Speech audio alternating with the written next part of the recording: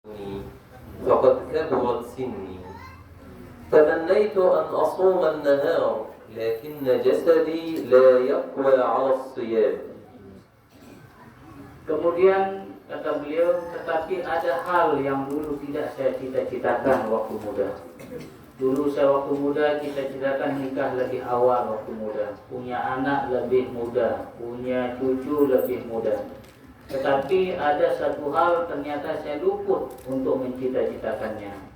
Saya tidak pernah berpikir waktu muda untuk bagaimana menghafal Al-Quran. Kenapa setelah tua muncul keinginan itu? Muncul keinginan menghafal Quran, tetapi ingatan sudah tidak kuat, sudah lama untuk menghafal Quran. Kenapa dulu waktu muda tidak terpikir untuk menghafal Al-Quran tersebut? Dan begitu juga ada hal-hal yang keinginan itu muncul ketika waktu tua, tidak terpikir ketika waktu muda. تمنيت أن أقوم الليل لكن رجلي لا تساعدني. Dulu sekarang setelah tua ingin sholat malam, tetapi kaki sudah tidak kuat. Ketika sekarang ingin puasa sunnah, kekuatan sudah tidak kuat. Kenapa dulu tidak dibiasakan waktu muda? فقال الرجل صدق رسول الله صلى الله عليه وسلم القائل اغتنم خمسا قبل خمس شبابك قبل هرمك وصحتك قبل سقمك وغناك قبل فقرك وفراغك قبل شغلك وحياتك قبل موتك. Maka sungguh benar sabda baginda Rasul sallallahu alaihi wasallam yang mengingatkan kita tentang 5 hal, di mana 5 hal ini yang sering menyebabkan orang menyesal setelah tuanya. 5 hal ini, kenapa Rasul menyebutkan 5 hal ini? Karena 5 hal inilah yang sering menjadikan orang menyesal. Pertama, jaga masa muda sebelum datang tua.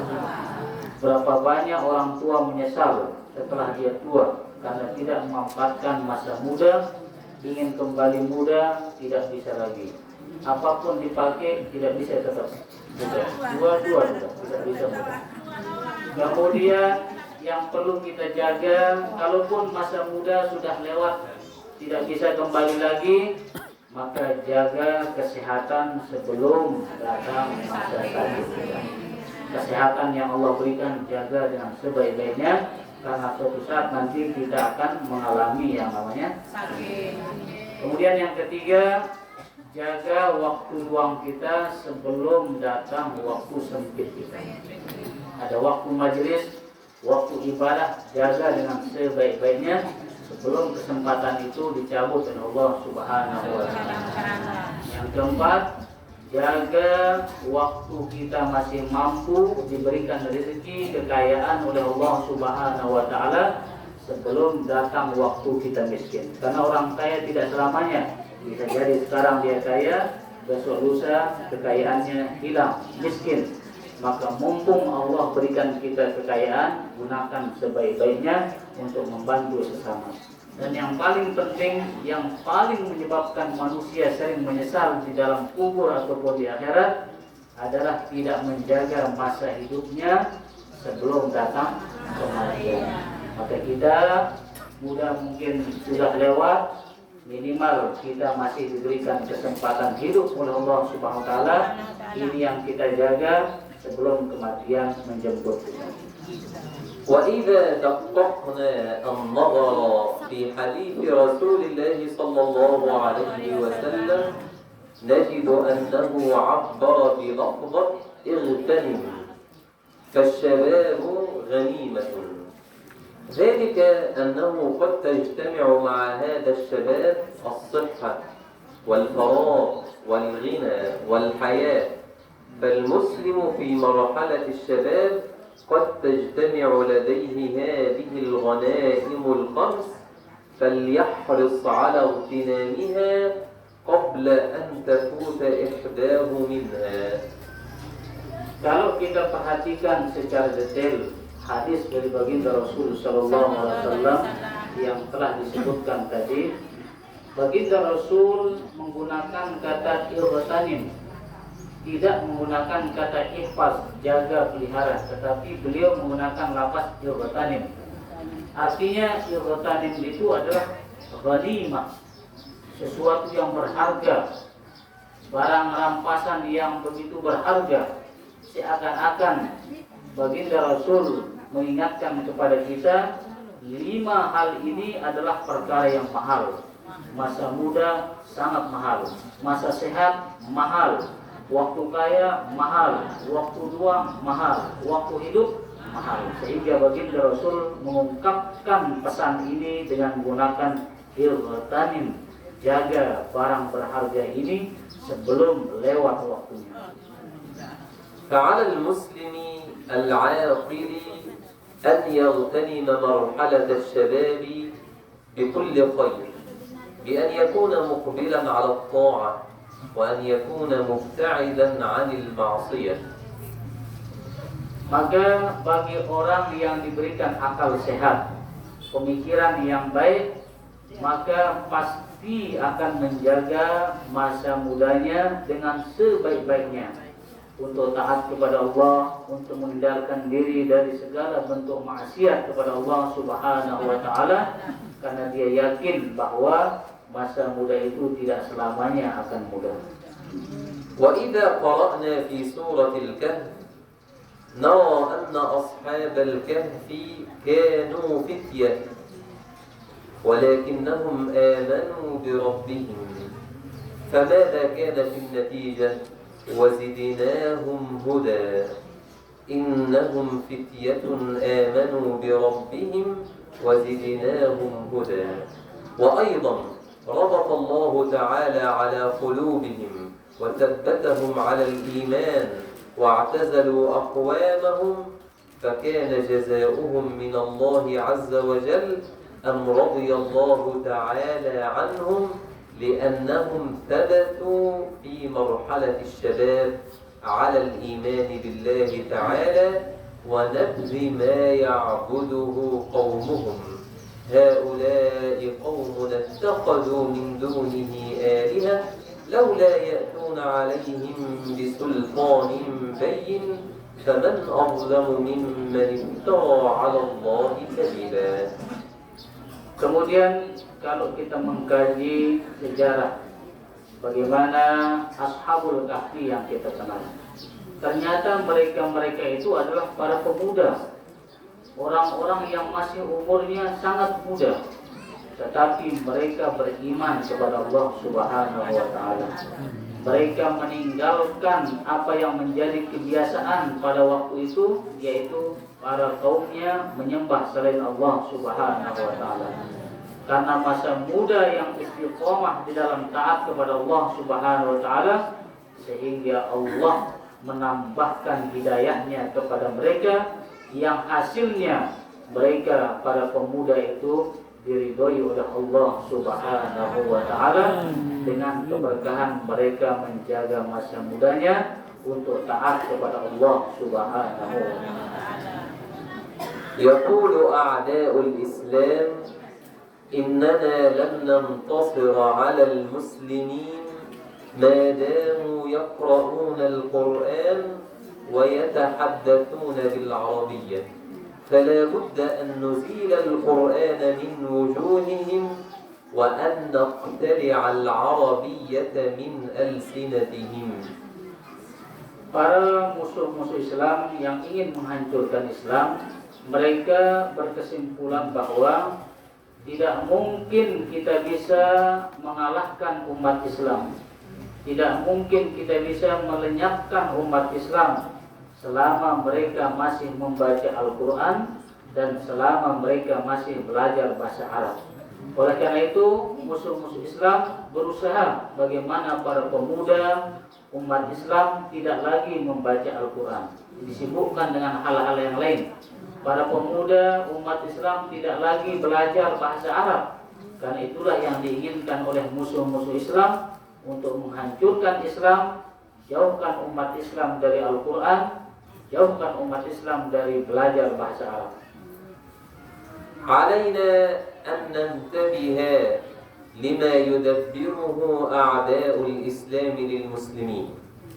إنهم يريدون أن يشغلونا بالتقليد الأعمى، يريدون أن يشغلوا نساءنا بأن يلبسوا الملابس الضيقة التي تحدد أجسامهم، وأن يغروا الفتيان، يريدون أن تضع المرأة الروائح الجميلة، يريدون أن يقضي الشباب أوقاتهم أمام الشاشات فيما لا ينفع ولا يفيد، يريدون إضعاف الشخصية العربية الإسلامية، يريدون من الشباب أن يتكبروا على النصائح وألا يهتموا بالكبار ولا بتعليماتهم. فعلينا أن ننتبه لهذه المخططات جميعها. Oleh karena itu kita perlu waspada dengan sebaik-baiknya. Karena orang-orang yang ingin menghancurkan umat Islam, ingin menghancurkan Islam, mereka diantara cara-caranya adalah menyibukkan kita umat Islam dengan hal-hal yang tidak bermanfaat. Para pemuda disibukkan dengan pacaran, yang perempuan disibukkan dengan pakaian-pakaian yang menyimpang dari ajaran Islam. Kemudian membuat perayaan-perayaan yang tidak sesuai dengan ajaran Islam. Para pemudi kita, perempuan garis-garis kita disibukkan dengan HP yang tidak berhenti-henti melihat HP. Tidak membaca Quran, mereka hanya sibuk membaca HP. Kemudian menggunakan parfum yang mengundang syahwat laki-laki. Kemudian mereka janjian membuat acara-acara sendiri, khususnya di tahun baru. Itulah cara-cara mereka untuk menjauhkan umat Islam dari agama Islam, untuk menghancurkan kita umat Islam, supaya generasi kita umat Islam sendiri tidak lagi mengerti bagaimana ajaran Islam yang sesungguhnya. ولكن ليعلم الأعداء أن القرآن محفوظ بحفظ الله تعالى له، وأن اللغة العربية محفوظة بحفظ القرآن. قال الله تعالى: إنا نحن نزلنا الذكر وإنا له لحافظون. Tetapi para musuh-musuh Islam itu sadar betul bahwa Al-Quran itu tidak mungkin akan dihilangkan, karena dia dijaga oleh Allah Subhanahu wa Ta'ala. Begitu juga bahasa Arab tidak mungkin dihilangkan, karena Al-Quran menggunakan bahasa Arab. Karena itu di dalam jaminan Allah Subhanahu wa Ta'ala, inna nahnu nazzalna dzikra wa inna lahu lahafizun. Sesungguhnya kami yang menurunkan Al-Quran, dan sesungguhnya kami yang akan menjaga Al-Quran tersebut. فما الواجب على شباب الإسلام لكي يحفظوا أنفسهم من مخططات أعدائهم؟ Kemudian bagaimana langkah kita sebagai pemuda, sebagai umat Islam, supaya kita bisa menangkal langkah-langkah orang-orang yang ingin menghancurkan Islam. Maka kita perlu tahu bagaimana semestinya kita sebagai pemuda dari umat Islam. أولا على الشباب أن يدركوا أن الغاية التي من أجلها خلقهم الله هي عبادته. قال الله تعالى: وما خلقت الجن والإنس إلا ليعبدون. Yang pertama, langkah kita untuk menyadarkan umat Islam sekarang ini adalah kita harus sadar betul, khususnya pemuda, harus sadar betul kenapa Allah menciptakan kita. Tiada lain, kita diciptakan oleh Allah Subhanahu wa Ta'ala untuk beribadah kepada Allah Subhanahu wa Ta'ala, sebagaimana firman Allah: "Wa ma khalaqtul jinna wal insa illa liya'budun." Aku tidak ciptakan jin dan manusia kecuali untuk beribadah kepada Allah Subhanahu wa Ta'ala. فالناس جميعا بل والجان لم يخلقوا إلا لعبادة الرحمن. ولكن ما معنى العبادة؟ ذلكم أن بعض الناس يخطئون في تصور مفهوم العبادة، فيقصرون العبادة على الصلاة والصيام والزكاة والحج، لكن العبادة تتسع لتشمل كل مناحي الحياة. Seluruh umat Islam, seluruh manusia dan jin, sesungguhnya mereka diciptakan tiada lain untuk beribadah pada Allah Subhanahu wa taala. Tetapi tahukah kita makna ibadah itu? Sebagian kita salah memaknai ibadah. Kita hanya memaknai ibadah sholat, puasa, haji yang berkaitan dengan ibadah ritual. Tetapi makna ibadah itu sesungguhnya semua aspek kehidupan kita itu sebenarnya ibadah kalau sesuai dengan tuntunan agama kita. إذا نوى الإنسان بنومه مبكرا أن يقوم لصلاة الفجر فهذه عبادة. إذا حفظ الإنسان ابنه القرآن وعلمه طاعة الله ورسوله ونوى بذلك إرضاء الله فهذه عبادة. إذا اجتمع الإنسان في هذا المجلس، في مجلس التعليم هذا، ليسمع كلمة في الدين ونوى بهذا إرضاء الله فهذه عبادة. فالعبادة تتسع لكل ما في الحياة. إذا ركبت سيارتك وذهبت لتعطي مالا لليتيم أو حتى توصل إنسانا إلى مكان ما، فكل فعل خير عبادة. تعلمك في الجامعة عبادة. وهذا كله مصداقا لقوله تعالى: قل إن صلاتي ونسكي ومحياي ومماتي لله رب العالمين لا شريك له وبذلك أمرت وأنا أول المسلمين. Maka yang perlu kita pahami, makna ibadah itu sangat luas. Kita tidur lebih awal malam harinya dengan niat untuk bisa bangun sholat subuh berjamaah. Tidur kita itu ibadah. Kita mengajarkan anak-anak kita supaya bisa menghafal Quran, itu juga ibadah. Bahkan kita punya kendaraan, niat kita keluar untuk memberikan bantuan, keluar untuk majelis, keluar untuk mencari nafkah, semuanya itu bernilai ibadah. Maka apabila segala kebaikan yang kita lakukan, tujuan kita untuk kebaikan mencari ridha Allah Subhanahu wa taala, maka semuanya itu adalah ibadah, bukan sebatas sholat, puasa dan haji saja. علينا أيضا أن ندرك الأخطار التي يخطط لها أعداء الإسلام. كما قلنا منذ قليل إنهم يريدون تضييع أوقات الشباب المسلمين فيما لا ينفع ولا يفيد. فلذلك نحذر الفتيان من المكالمات الهاتفية مع البنات، وهو ليس بينه وبينها علاقة إلا أن تكون زميلة له في المعهد أو في المدرسة أو في الجامعة، أو أن ترسل له صورتها، أو أن تتحدث معه عبر وسائل التواصل، أو أن تكون بينهما علاقة. هذا كله محرم. كما نحذر الفتيات من الملابس التي تصف جسدها والتي تشفه وتظهر جسدها. كما أيضا نحذرها أن تضع الروائح الطيبة حتى تلفت الأنظار، أو أن تمشي مشية ملفتة. قال تعالى: بسم الله الرحمن الرحيم: ولا يضربن بأرجلهن ليعلم ما يخفين من زينتهن.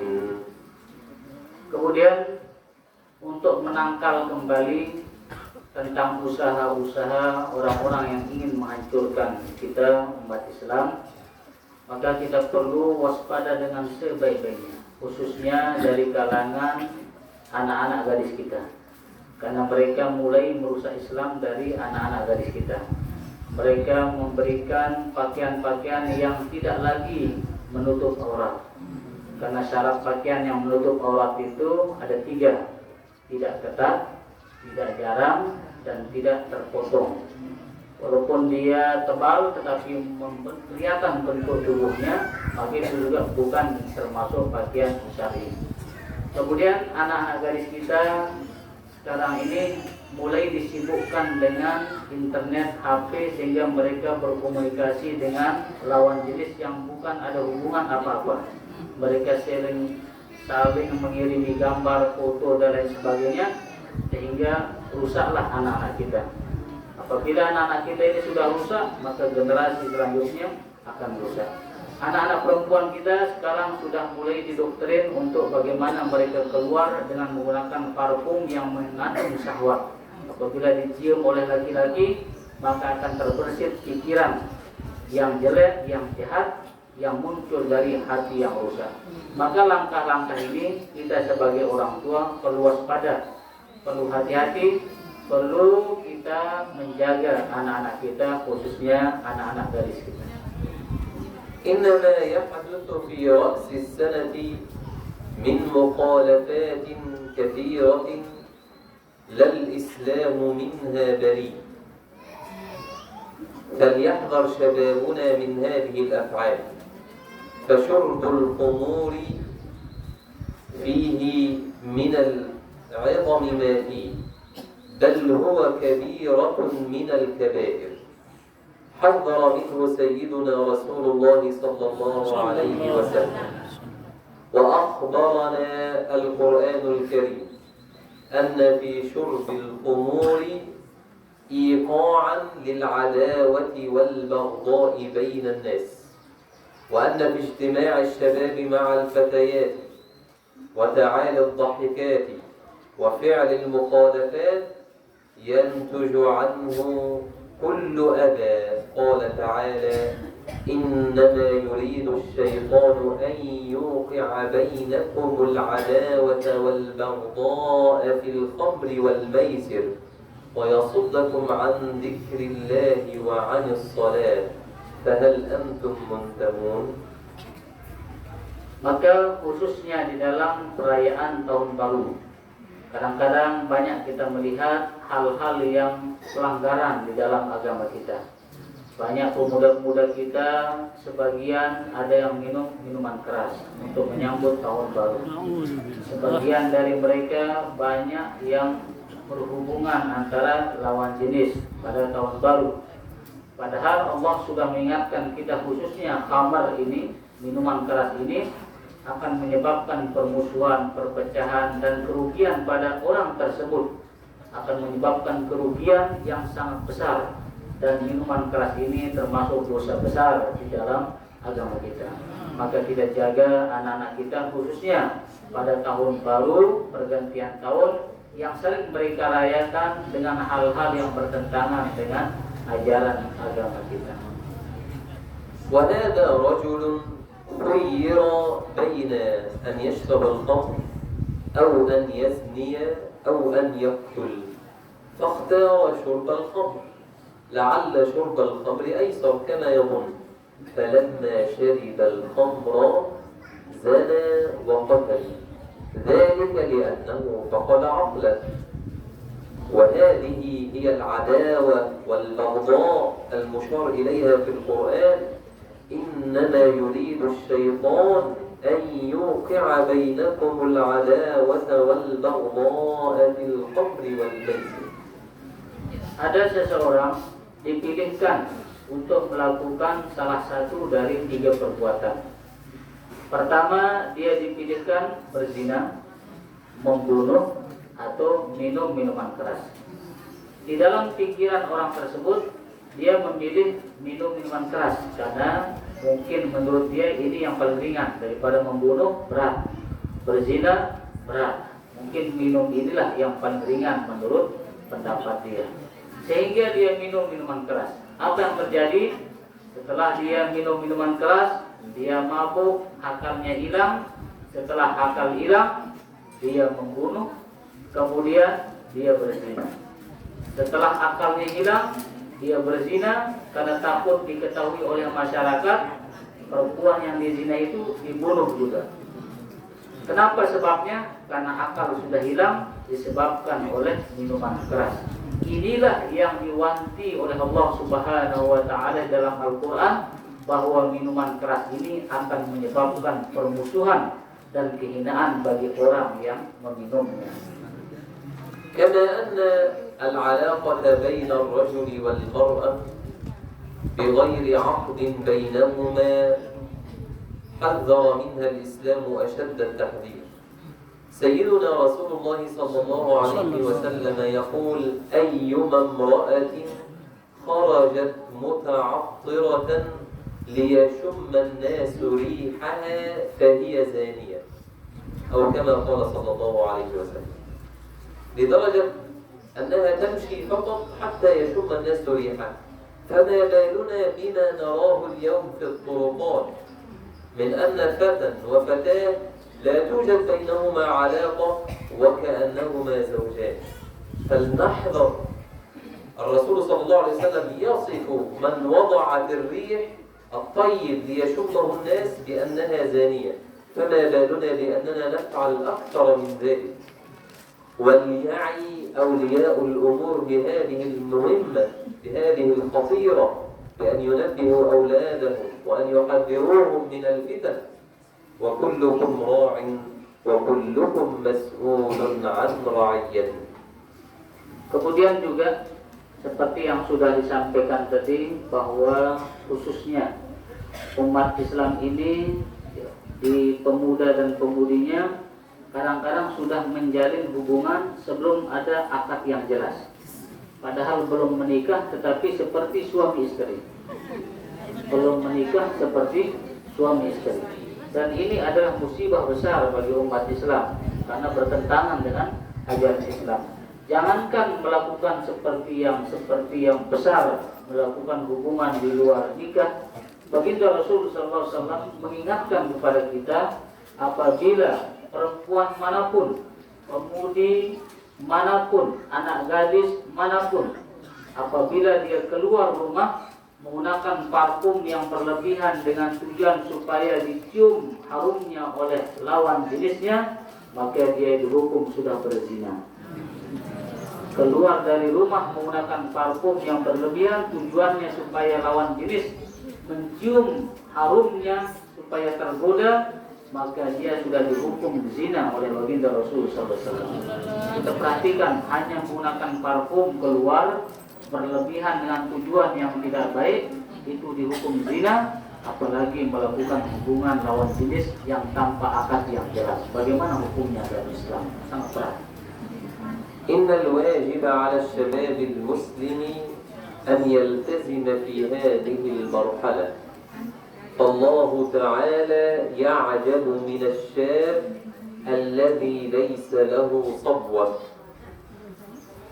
يفرح الله تعالى من الشاب الذي يترك الدنيا ويقبل على طاعته، ويخصه بمزايا كثيرة. هيا نتعرف على بعض المزايا وبعض الفوائد التي يجنيها الشاب المسلم من وراء التزامه.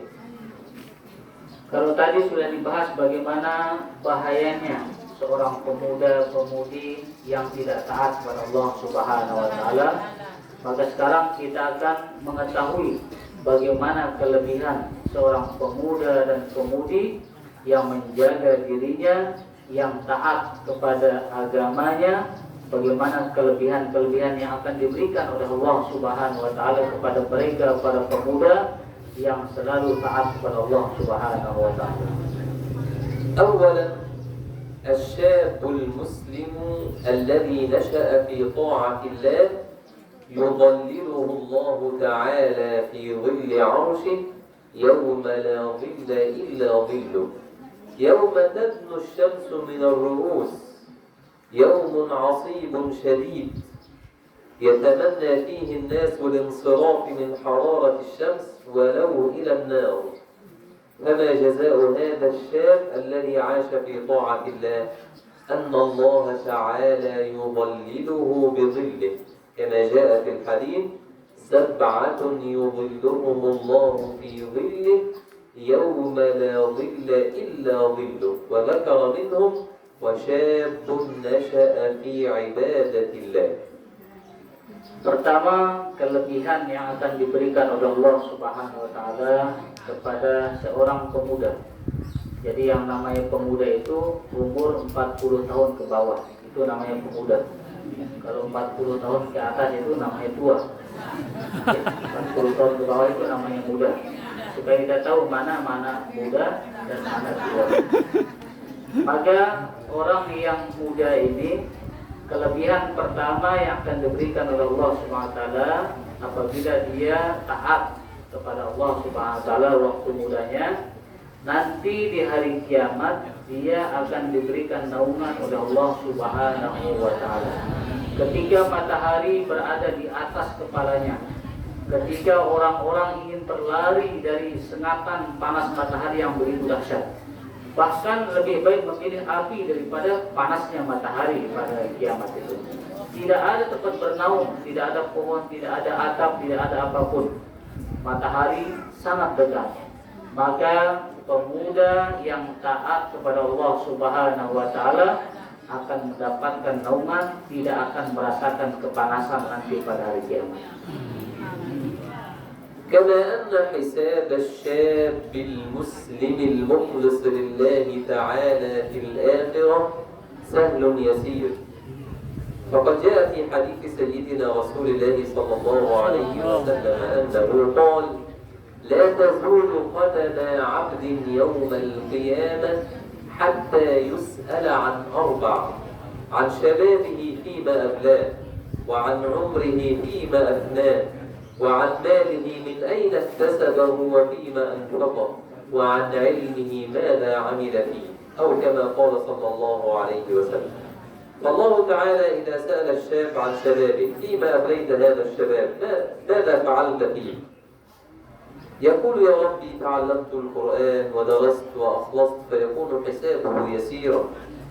حساب الشاب المسلم يوم القيامة سهل يسير، لأنه قضى شبابه بالخير والنفع والطاعة بما يعود على نفسه وعلى أهله وعلى مجتمعه بالخير. Begitu juga kelebihan yang kedua akan didapatkan oleh seorang pemuda yang taat itu. Nanti pada hari kiamat dia akan dihisab dengan hisab yang mudah, sangat gampang, tidak berat hisabnya. Karena hal ini dijelaskan oleh baginda Rasul sallallahu alaihi wasallam bahwa tidak akan berpindah kaki seseorang sampai dia ditanya 4 perkara. Yang pertama, masa mudanya digunakan untuk apa? Umurnya dipakai untuk apa? Hartanya didapat dari mana dan digunakan untuk apa? Kemudian ilmunya digunakan untuk apa?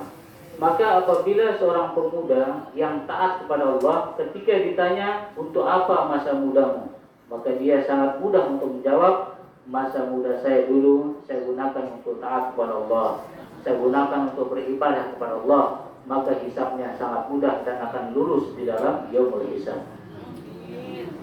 على الشاب المسلم أن يكون له قدوة صالحة يقتدي بها في حياته، وإذا كانت القدوة فلا بد أن تكون القدوة في رسل الله، ولا سيما في سيدنا رسول الله صلى الله عليه وسلم، ثم في صحابته الكرام. Kemudian bagi pemuda harus mempunyai suri tauladan, harus mempunyai contoh. Maka tiada yang pantas menjadi contoh kita kecuali baginda Rasul sallallahu alaihi wasallam. Maka kita sebagai pemuda harus punya contoh supaya kita tidak salah mencontoh. Seperti banyak pemuda kita mencontoh artis, mencontoh pemain bola dan lain sebagainya. Kenapa tidak mencontoh Rasulullah sallallahu alaihi wasallam? Maka pemuda harus punya contoh, harus punya qudwah. يقول الله تعالى: لقد كان لكم في رسول الله أسوة حسنة لمن كان يرجو الله واليوم الآخر وذكر الله كثيرا. رسول الله صلى الله عليه وسلم هو القدوة وهو المثل الأعلى لنا. تعالوا ننظر إلى رسول الله صلى الله عليه وسلم وإلى صحابته وهم من فئة الشباب في الهجرة النبوية المباركة. من الذي كان مع سيدنا رسول الله صلى الله عليه وسلم في الهجرة؟ فئة من الشباب وقفوا وقفة رجال فنصر الله بهم هذا الدين، وكانت هذه الهجرة نقطة تحول في تاريخ الدولة الإسلامية. Dalam ayat Allah Subhanahu wa taala tegaskan, sungguh telah ada pada diri Rasulullah sallallahu alaihi wasallam suri tauladan yang baik.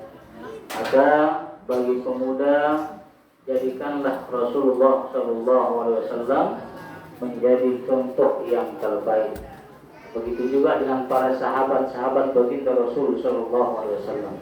Lihatlah sejarah bagaimana para pemuda yang mendampingi Rasulullah SAW berjuang untuk menegakkan agama ini. Kebanyakan mereka adalah para pemuda. Siapa yang hijrah ke Madinah waktu itu, siapa yang menemani Rasulullah berhijrah, mereka adalah para pemuda dari sahabat-sahabat baginda Rasul SAW. سل نفسك هل مثلك الأعلى وهل قدوتك هو سيدنا رسول الله؟ هو سيدنا علي بن أبي طالب الذي نام مكان النبي صلى الله عليه وسلم في الهجرة، وكان الناس يظنون أنه رسول الله وبهذا يتعرض للموت. هل مثلك الأعلى سيدنا أبو بكر الذي خرج بماله ونفسه في هذه الهجرة؟ هل مثلك الأعلى أبناء سيدنا أبي بكر عبد الله بن أبي بكر الذي كان ينقل الأخبار إلى سيدنا رسول الله؟ هل مثلك الأعلى السيدة أسماء بنت أبي بكر التي كانت تصنع الطعام وتذهب تعرض نفسها للأخطار؟ من أين كان هؤلاء الفئة؟ سيدنا أبو بكر وعبد الله بن أبي بكر وأسماء بنت أبي بكر وعامر بن طهيرة، كل هؤلاء كانوا من هذه المرحلة، كانت أعمارهم ليسوا من فئة الشيوخ بل كانوا من فئة الشباب، ولكن نصر الله بهم هذا الدين. هل هؤلاء هم مثلنا الأعلى؟ أم إن مثلنا الأعلى هم لاعبي المباريات والذين نشاهدهم في المسلسلات والأفلام؟ علينا أن نضع لأنفسنا قدوة صالحة حقيقية نتأسى بها حتى نفوز في الدنيا والآخرة. Mari kita tanya diri kita masing-masing, siapa yang kita idolakan hidup ini? Siapa yang kita contoh? Sudahkah kita mencontoh Rasulullah Sallallahu Alaihi Wasallam? Sudahkah kita mencontoh para sahabat Rasulullah Sallallahu Alaihi Wasallam? Lihatlah bagaimana seorang pemuda yang bernama Ali bin Abi Thalib. Beliau rela menempati tempat tidur baginda Rasul Sallallahu Alaihi Wasallam. Pada suatu malam, orang-orang kafir Quraisy sudah merencanakan untuk membunuh baginda Rasul Sallallahu Alaihi Wasallam. Tetapi Sayyidina Ali yang menempati tempat tidur beliau sanggup untuk dibunuh oleh orang-orang kafir Quraisy. Sudahkah kita mencontoh Abu Bakar As-Siddiq? Beliau menyumbangkan dirinya dan seluruh hartanya untuk perjuangan Islam ini. Sudahkah kita mencontoh Abdullah, putra dari Abu Bakar As-Siddiq, yang beliau yang menyiapkan segala sesuatu ketika baginda Rasul sedang berhijrah? Sudahkah kita mencontoh Asma, putri dari Abu Bakar As-Siddiq, yang menyiapkan makanan, mengantar makanan ke tempat persembunyian Rasulullah ketika dikejar oleh orang-orang kafir untuk dibunuh? Beliau semua adalah para pemuda yang siap mati untuk perjuangan agama Islam. Sudahkah kita mencontoh mereka semua? Ataukah kita mencontoh para artis-artis, mencontoh para pemain bola yang mendatangkan mudarat untuk kita, tidak mendatangkan manfaat dunia dan akhirat kita? Maka contohlah para sahabat baginda Rasul sehingga kita selamat di dunia dan selamat di akhirat nanti. إن الواجب علينا ناحية الشباب حسن تنشئتهم من ناحية العقيدة،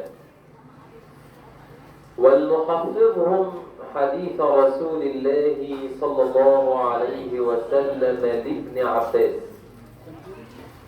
يا غلام إني أعلمك كلمات احفظ الله يحفظك احفظ الله تجده تجاهك إذا سألت فاسأل الله وإذا استعنت فاستعن بالله واعلم أن الأمة لو اجتمعت على أن ينفعوك بشيء لن ينفعوك إلا بشيء قد كتبه الله لك ولو اجتمعوا على أن يضروك بشيء لم يضروك إلا بشيء قد كتبه الله عليك رفعت الأقلام وجفت الصحف. هذه العقيدة إذا نشأ عليها الشاب وأدرك أن كل شيء بيد الله وأنه لا يستطيع أحد أن يقدم لهذا الشاب نفع أو ضرر، حينها يدرك الشاب أن كل شيء بيد الله وأنه سيفوض أموره جميعها حتما إلى الله رب العالمين. Maka semuanya itu akan muncul, akan bisa kita lakukan dimulai dari keyakinan yang benar. Sebagaimana hadis baginda Rasul SAW yang diwasiatkan kepada salah seorang sahabat beliau, Abdullah bin Abbas. Beliau berwasiat bahwa ihfazillah, jagalah Allah, maka Allah akan menjagamu. Kalau kita ingin selamat, ingin aman, ingin dijaga oleh Allah, maka jagalah Allah. Artinya jagalah agama Allah, jagalah syariat Allah. Ihfazillah tajidhu amamak. Jagalah Allah, maka engkau akan mendapati Allah di depanmu. Artinya apa? Ketika kita sudah menjaga agama Allah, menjaga aturan-aturan yang sudah ditetapkan oleh Allah, ketika kita mendapatkan musibah, maka Allah akan hadir di hadapan kita. Allah akan menjaga kita. Begitu juga fa iza sa'alta fas'alillah. Apabila engkau ingin meminta, mintalah kepada Allah. Ini mengajarkan kita supaya kita betul-betul butuh kepada Allah. Karena minta kepada manusia kadang-kadang menyakitkan hati. Banyakan dari kita lebih sibuk meminta kepada manusia, tetapi lupa meminta kepada Allah Subhanahu wa taala. Yang sebenarnya adalah minta dulu kepada Allah, baru Allah nanti akan memberikan petunjuk dalam hati kita kemana kita akan melangkah untuk mencapai ikhtiar yang diridhoi oleh Allah Subhanahu wa taala. Fa iza ista'inta fasta'in billah. Apabila engkau ingin meminta perlindungan kepada Allah, maka mintalah perlindungan hanya kepada Allah Subhanahu wa taala. Dan keyakinan yang perlu kita tumbuhkan pada diri kita adalah sekiranya seluruh umat manusia berkeinginan untuk menghancurkanmu, maka mereka tidak akan bisa menghancurkanmu kecuali dengan izin Allah Subhanahu wa taala. Sekiranya manusia kompak seluruhnya untuk memberikanmu manfaat, mereka tidak akan bisa memberikanmu manfaat kecuali dengan izin Allah Subhanahu wa taala. Maka dengan keyakinan yang benar inilah insyaallah kita akan tumbuh di dalam hal-hal yang diridhoi oleh Allah Subhanahu wa taala, akan menyebabkan kita terus yakin, terus akan memperjuangkan agama Allah Subhanahu wa taala. علينا أن ننشئ شبابنا بواسطة النصيحة ثم نضعهم على الطريق الصحيح، فلا تكفي النصائح وحدها، بل علينا أن نجمع إلى جوار النصائح المدارسة ثم الممارسة. فإذا أردنا أن نعلم شابا اللغة العربية مثلا، علينا أن ننصحه إن هذه اللغة العربية لغة القرآن الكريم ولغة أهل الجنة، هذه النصيحة، ثم المدارسة، ثم نرسله إلى المعهد أو إلى المدرسة ليتعلم فيها، ثم بعد ذلك الممارسة، نطلب منه أن يتكلم بعد أن يتعرف على الألفاظ والمفردات وقبل ذلك الحروف والجمل. فهكذا يجب علينا تجاه الشباب: النصيحة ثم المدارسة ثم الممارسة. كذلك في باقي شؤون الحياة. إذا أردنا أن ننصحه أن يكون مستقيما في حياته، أن ينظر إلى مستقبله، أولا النصيحة، ثم بعد ذلك المدارسة، ثم بعد ذلك بالممارسة.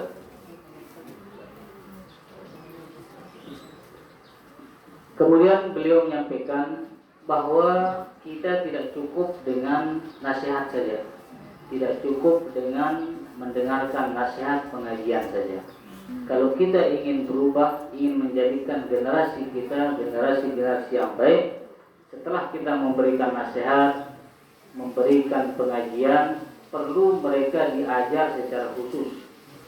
Kemudian setelah mereka diajar, perlu dibiasakan. Tidak cukup diajar kemudian ditinggalkan tanpa pembiasaan. Dalam semua hal kita perlu nasihat, perlu diajar secara khusus, dan perlu dibiasakan. Beliau contohkan misalnya ingin belajar bahasa Arab.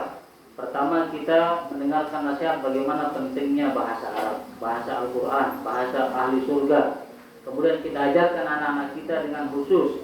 Kemudian kita latih mereka supaya bisa menggunakan bahasa Arab. Maka yang terpenting bagi kita untuk memperbaiki generasi kita adalah berikan mereka nasihat, ajarkan mereka dengan serius, kemudian latih mereka dengan apa yang sudah kita berikan pengajaran tersebut. كما أن علينا أيضا حسن توظيف طاقاتهم، فننظر إلى الشباب، إلى أي شيء يحسنه الشاب فنضعه فيه. فهذا سيدنا رسول الله صلى الله عليه وسلم يضع في غزوة مؤتة يؤمر زيد بن حارثة، فإن مات فجعفر بن أبي طالب، فإن مات فعبد الله بن رواحة. يضع الشاب في المكان اللائق به. يضع عبد الله بن عباس للعلم، يضع زيد بن ثابت لتدوين القرآن الكريم، يرسل معاذ بن جبل إلى اليمن لأجل الدعوة، مصعب بن عمير إلى المدينة ليدعو الناس إلى الإسلام. علينا أن ننظر أي شيء يكسر الشاب ونوجهه له. كما أن علينا أيضا أن نحتوي الشباب وأن نتفهمهم وأن نصبر عليهم وأن نستمع لهم حتى لا يستمعوا إلى غيرنا أو حتى لا ينصرفوا إلى غيرنا ممن يستمع لنا. علينا أن نتفهمهم كما كان سيدنا رسول الله صلى الله عليه وسلم يفعل مع الشباب ويحتويهم ويوجههم ويرشدهم. ادعوا إلى سبيل ربك بالحكمة والموعظة الحسنة. Kemudian yang terakhir sebelum kita tutup, kata beliau bahwa kita selaku orang tua juga perlu memperhatikan kemana keahlian anak muda kita. Kita tidak bisa memaksa mereka, yang bukan keahliannya kita paksa. Tapi lihatlah apa keahlian mereka. Kemudian berikan mereka peranan sesuai dengan keahlian mereka. Sebagaimana yang dilakukan oleh baginda Rasul sallallahu alaihi wasallam. Abdullah bin Abbas diberikan porsi di bidang ilmu. Zaid bin Thabit diberikan untuk menulis Al-Quran. Kemudian begitu juga sahabat dilihat oleh baginda Rasul mana kelebihan yang mereka miliki, maka mereka difungsikan.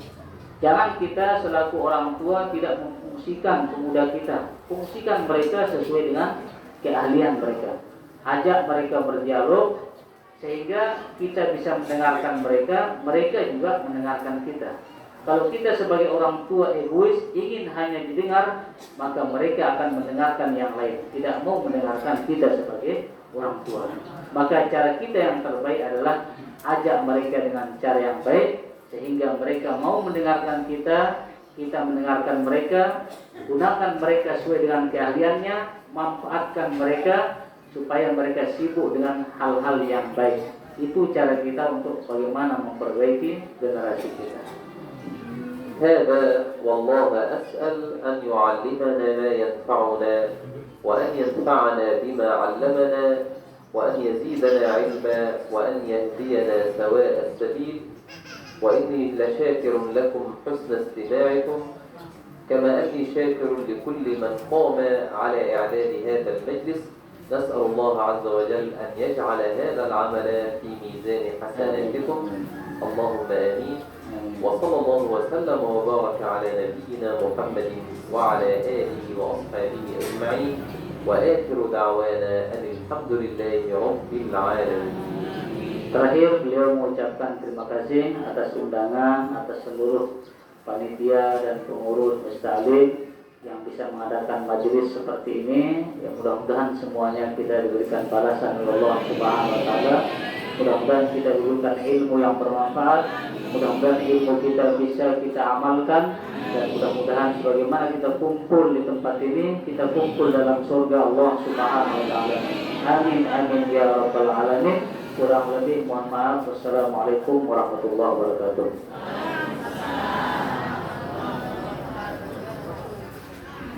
Mari kita doa bersama-sama.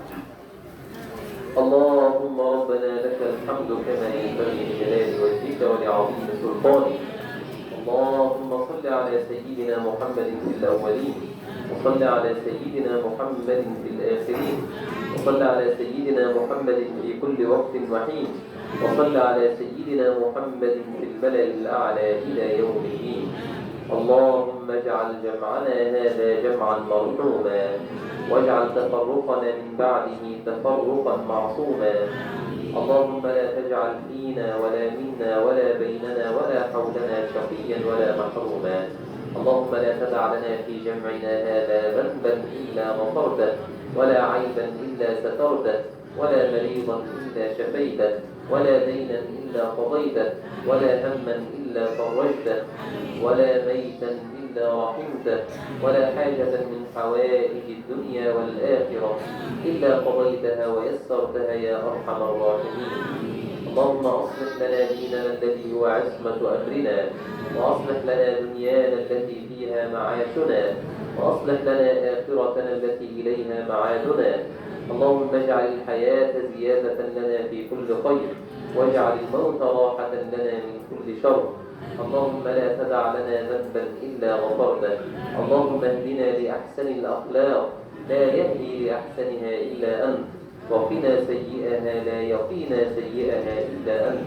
اللهم ارحمنا بالقرآن، واجعله لنا إماما ونورا وهدى ورحمة.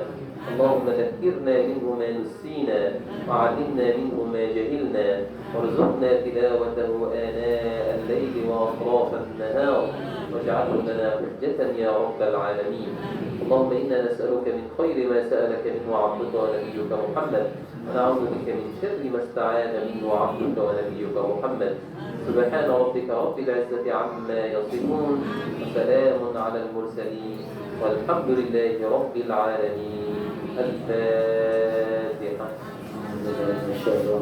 بسم الله الرحمن الرحيم. الحمد لله رب العالمين الرحمن الرحيم مالك يوم الدين. إياك نعبد وإياك نستعين اهدنا الصراط المستقيم صراط الذين أنعمت عليهم غير المغضوب عليهم ولا الضالين.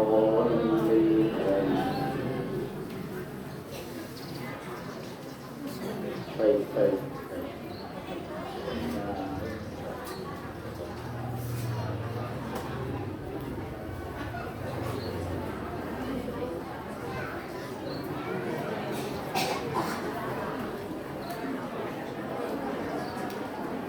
Jamaah ini ada yang gini di sini ujung. Kalau mau sedikit pakai anak. Sallallahu ala Muhammad, sallallahu alaihi wasallam, sallallahu ala Muhammad, sallallahu alaihi wasallam. Anak enak jemaah, anak enak. Antri yang jemaah. Ya Rasul. Tidak usah naik. Yang jemaah doang di bawah, yang bawah. Tidak usah naik di bawah. Ya Nabi salam alaika, ya Rasul salam alaika, ya Habib salam alaika, salawatullah alaika. sallallahu ala Muhammad, sallallahu alaihi wasallam, sallallahu ala Muhammad, sallallahu alaihi wasallam. Ya Nabi salam alaika, ya Rasul salam alaika, ya Habib salam alaika, salawatullah alaika, sallallahu ala Muhammad, sallallahu alaihi wasallam, sallallahu ala Muhammad, sallallahu alaihi wasallam. Ya Nabi salam alaika, ya Rasul salam alaika, ya Habib salam alaika, salawatullah alaika. Untuk pengajian sampai satu ini di Majelis Taklim untuk RT 4 Giliran, pimpinan seluruh azam agama. Sallallahu ala Muhammad, sallallahu alaihi wasallam, sallallahu ala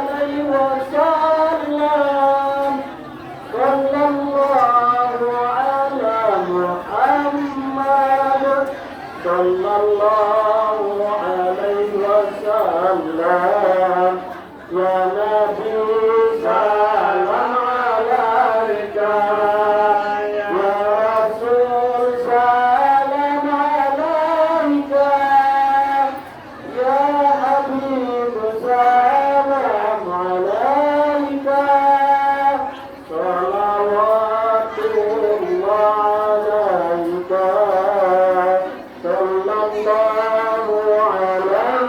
ala Muhammad, sallallahu alaihi wasallam,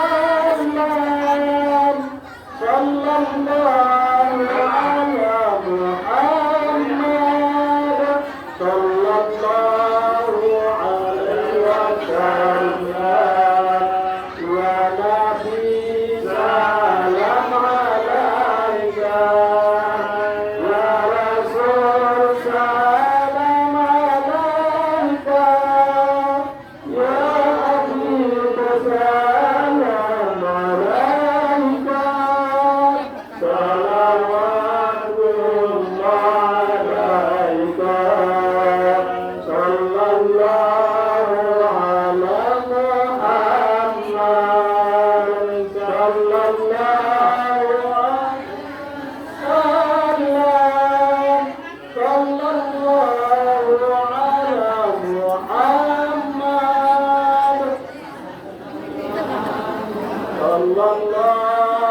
alaihi wasallam.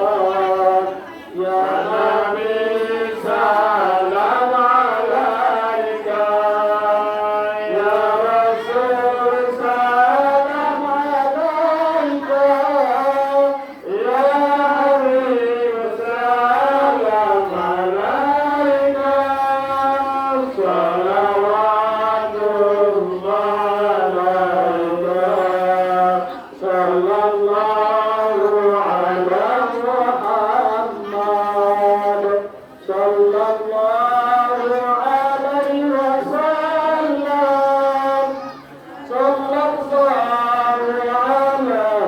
ala Muhammad, sallallahu alaihi wasallam. Ya Nabi salam alaika, ya Rasul salam alaika, ya Habib